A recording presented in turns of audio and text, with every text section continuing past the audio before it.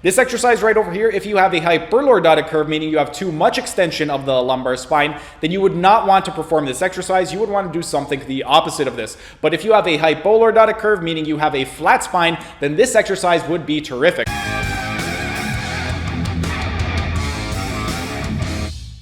Hey everyone, thanks for tuning in. Steven here with Team Euphoric, and today I'm going to be teaching you how to be your own therapist by demonstrating an exercise to help you eliminate your low back pain and improve your posture. When a patient comes to me presenting with low back pain, more often than not, it's going to be due to some type of dysfunction in the lumbopelvifemoral complex. I've already gone into this in great detail in another video called 10 Years of Low Back Pain and Sciatica Gone. I'm going to include a link right up over here if you haven't seen it, so I'm not really going to go into too much detail today, but what I would like to cover is the lumbo in the lumbopelvifemoral complex. The lumbo and lumbopelvifemoral complex refers to the lumbar spine, and if we take a look at the spine, we essentially have two types of curvatures. We have a kyphotic curve or flexion of the spine, and then we have a lordotic curve or extension of the spine. The problem is that a lot of people are not going to have the right amount of curvature.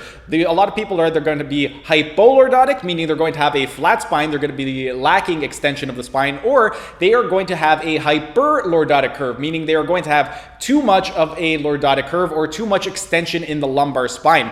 Whenever you end up getting too much or too little of curvature in any section of the spine, what's going to happen is you are going to end up losing a lot of shock absorption, and your body is not going to be able to tolerate axial loads coming down from the spine, which is why it's going to be very important to get your lumbar spine in that optimal range of anywhere from 20 to 40 degrees of lordotic curve. Now, the exercise I'm going to be demonstrating for you today is specifically to help correct an individual that has a hypolordotic curve, meaning they have a flat spine. And the exercise is going to be the McKenzie press up.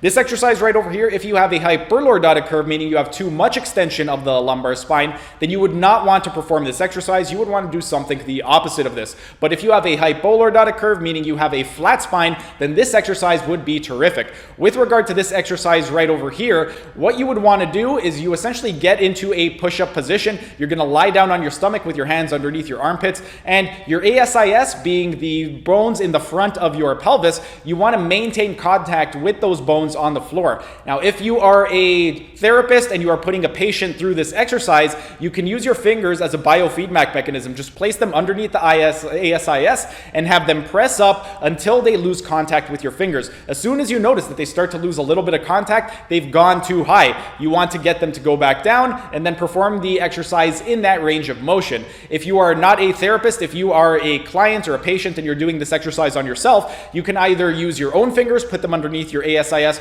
or you can take a small object like a towel and place it underneath your ASIS, and as soon as you start to lose a little bit of pressure on the towel or your fingers, you know that you've gone too high. The reason that we don't want to go too high is because this is specifically a mobilization exercise for the lumbar spine, specifically to correct a hypolordotic curve and bring it back to a neutral lordotic curve. If we end up going too far past the point of the ASIS, what's going to happen is as soon as our ASIS leaves the ground, we are going to end up turning the mobilization into a stretch. So instead of mobilizing the lumbar spine, we are now stretching the abdominal contents. And for a lot of people, their abdominals are already going to be overstretched. They're going to be very, very taut. And if you end up stretching a taut muscle, it's going to become more taut over time. And this is going to exacerbate your symptoms of low back pain. So if you do have low back pain, and the reason for your low back pain is due to a hypolordotic curve, you would definitely benefit from performing this exercise, but be very careful when performing this exercise. Again,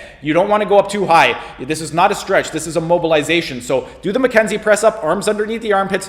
You're going to place your ASIS on the floor, pin it to the floor, and you want to press yourself up as high as you can without letting your ASIS leave the ground. When you are performing this exercise, ideally, you would want to do at least 20 repetitions of the exercise, and you want to do it at a breathing pace. What you want to do is you are going to inhale as you press yourself up. Once you can no longer press yourself up without letting your ASIS leave the ground, then you are going to exhale. On the exhale, you are going to gently try and push yourself just a little bit higher, and that is as high as you want to go. As soon as you notice that your ASIS starts to leave the ground, that's it. Go back down and repeat that process 20 more times.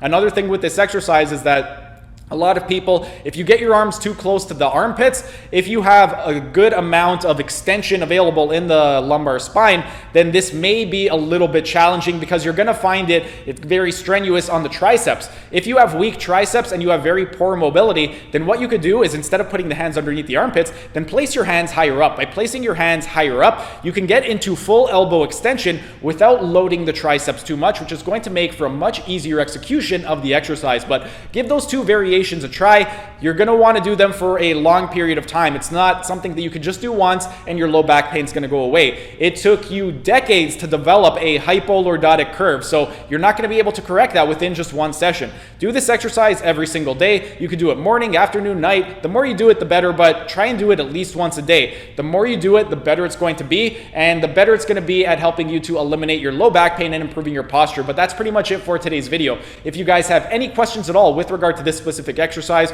or if you would like help on any other exercises, go ahead and leave your comments down in the comments section. I would love to hear your guys' thoughts and questions, but that's pretty much it for today's video. If you guys enjoyed the video, be sure to smash that like button so I know to make more of these types of videos in the future. And if you're either new to the channel or haven't subscribed yet, be sure to subscribe to the channel and hit the notification bell, as I will be uploading new videos every single day. That's it for today's video. Thanks for tuning in, and I will see you again tomorrow.